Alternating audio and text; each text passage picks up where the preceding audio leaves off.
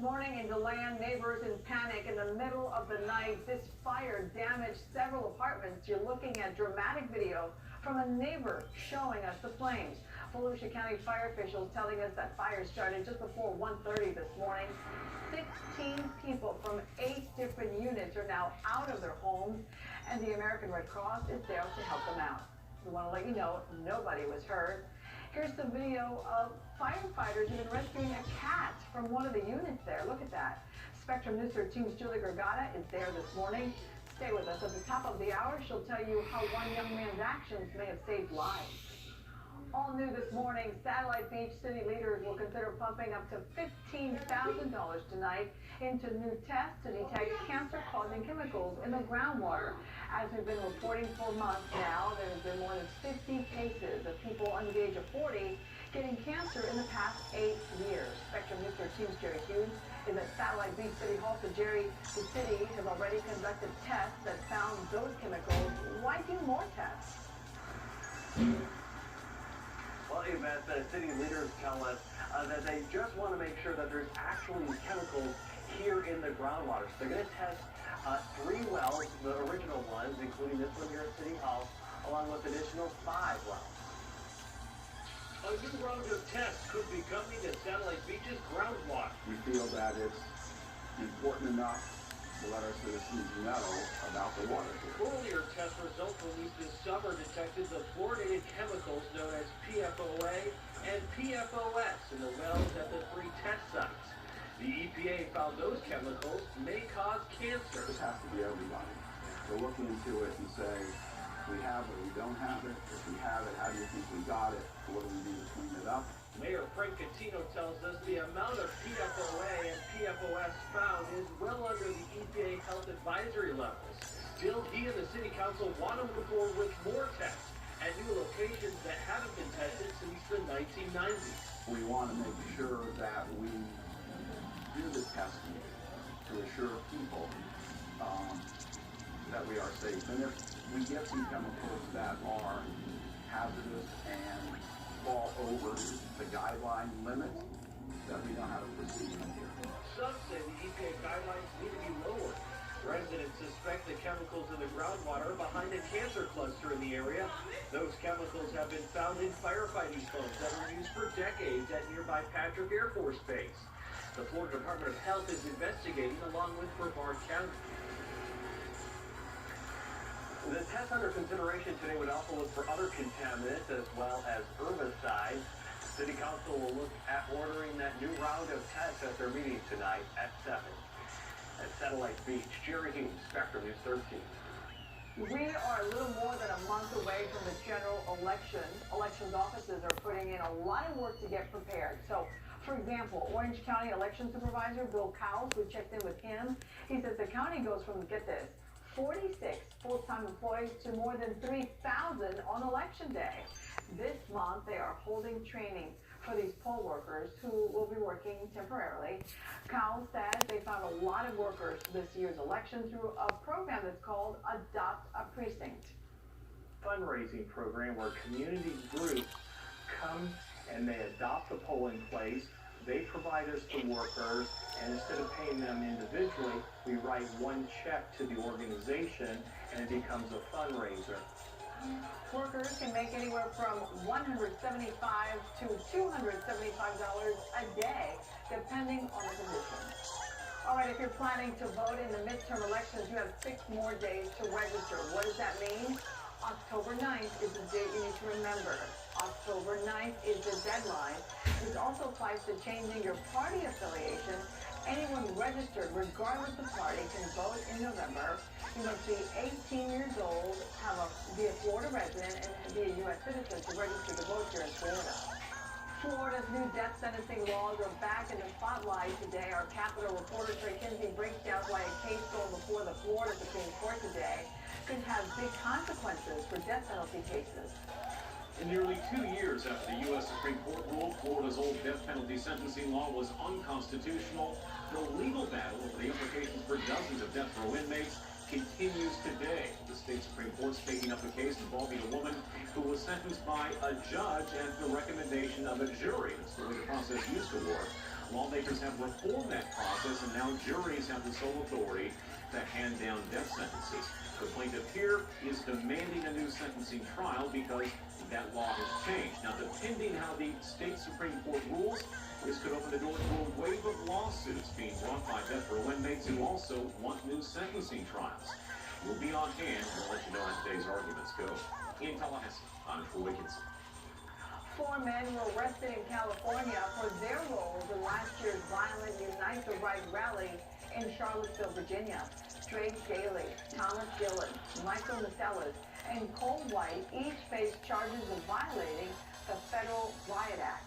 On August 11, 2017, white nationalists held a torch-lit rally on the University of Virginia campus that turned violent when marchers ran into several students and staff members. Officials say all 4 men have been involved in some sort of violent political rallies in California in the past. They each face up to 10 years in prison if convicted. The death toll after Hurricane Florence is up to 39 now. That's after a North Carolina man died from a bacterial infection linked to contaminated floodwaters. The victim's family is saying he scraped his leg while doing some yard work, but he could not get to the hospital because of the flooded roads. By the time he got help, the infection had already spread, and doctors amputated his leg, but it was not enough to save him. They were supposed to open up today, but Palm Beach County beaches will remain closed because of red tide. And now that the bloom has made its way to the Atlantic coast, businesses in Brevard County are on high alert. Local captains say if the red tide continues to make its way north, it'll get to the Space Coast in as little as 3 to 4 days. Red tide can cause irritation and coughing for so many people, but for marine life, it's deadly. Of course I'm concerned about what's going on south of us.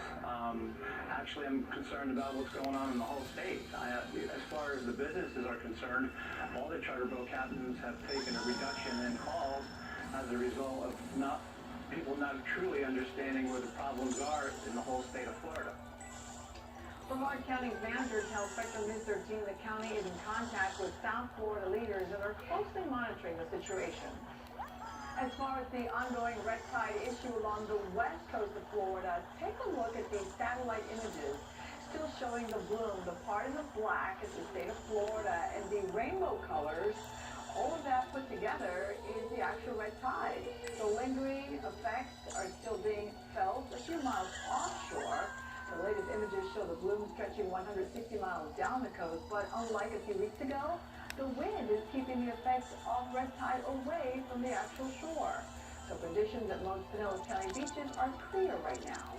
Drivers in Melbourne feel some relief as crews work to fix the pothole-ridden Babcock Street. Take a look for yourself. The street fell into disrepair a number of years ago, but now the city of Melbourne is in charge and the big fix is underway. The money coming from the city's Babcock Street Community Redevelopment Agency to the tune of $1.3 million. Another $500,000 coming from the county. Workers are also replacing 6 old drainage pipes and move on to a complete reconstruction and paving efforts. It's been hard to ride these roads for a long time. It's been absolutely ecstatic that they're fixing it. The project is expected to wrap up in late November. 41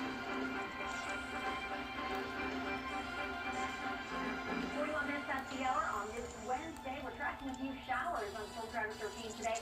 Coming in off the Atlantic, it's all fairly light with minimal fanfare, but enough to make the roads wet and maybe cause some pretty big disruption with your outdoor plans if you get caught in one of these areas of rain. Here's how it's looking hour by hour today. A blend of sun and clouds. Otherwise, rain chances on the lower end today, around 30%. We'll be watching Storm Tracker 13, but the coverage is going to be very hit or miss. No break in the heat or humidity unless the winter getting rained on today, because the feels-like temperatures around 1 o'clock are still going to push above the actual air temp. We'll be in the upper 80s, but it will feel more like 95 or so in Titusville, feeling like 95 in Leesburg. Low to mid-90s for feels-like temperatures along the I-4 corridor, too. So that's going to be the trend with the wind coming in off the Atlantic the next few days. Really no cool air headed in our direction anytime soon. 41 fast, when we always talk about the big weather story, and we've been mentioning the conditions in the water along our east coast, the higher swells, and the hazardous seas for the boaters. We do have some higher wave heights here locally, not as elevated as what's happening hundreds of miles away with Hurricane Leslie, but 500 miles to the east-southeast of Bermuda. That little speck right there. Storms this far away can still have an impact on our coast, bringing up our wave heights, especially for the boaters that want to go beyond 20 nautical miles today. Wave heights will be a little bit higher there because we have reflected with the lighter blues once you get away from the immediate coastline. Now, we also have an onshore component to the wind. High pressure is located off to the north of us and in the northern hemisphere. We get clockwise flow around high pressure, and that tends to push in the moisture off the Atlantic. Note how there is additional moisture out over the water. That's going to be moving towards land, so we'll keep those rain chances in place for today, but in standard fashion. If you're traveling, more soggy weather in the northeast and also in the desert southwest. Here's a quick check of your forecast and writing. We'll be going to the tropics next. Right now, Storm Tracker 13, South the radar.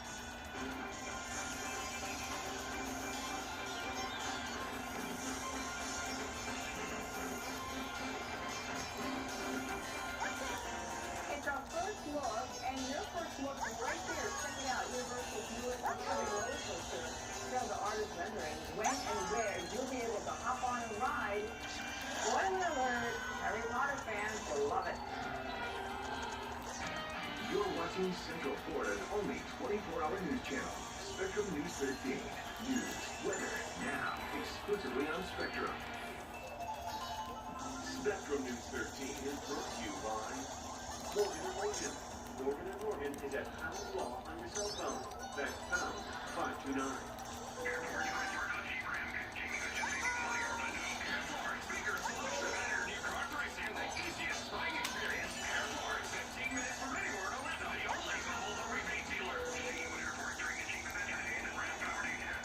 T-Mobile says they have great deals, but to get those deals, you have to sign up for 4 lines. Egregious.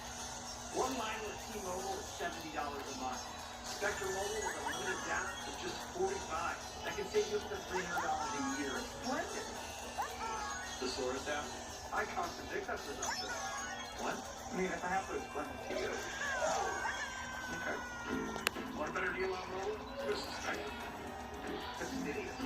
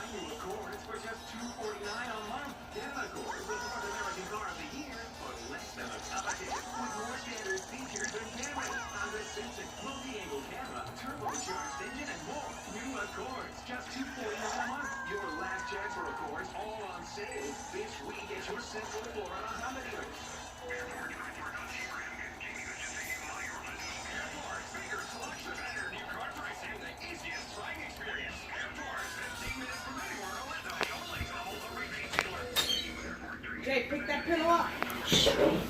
Jay, pick that pillow up. Jay, pick that pillow up.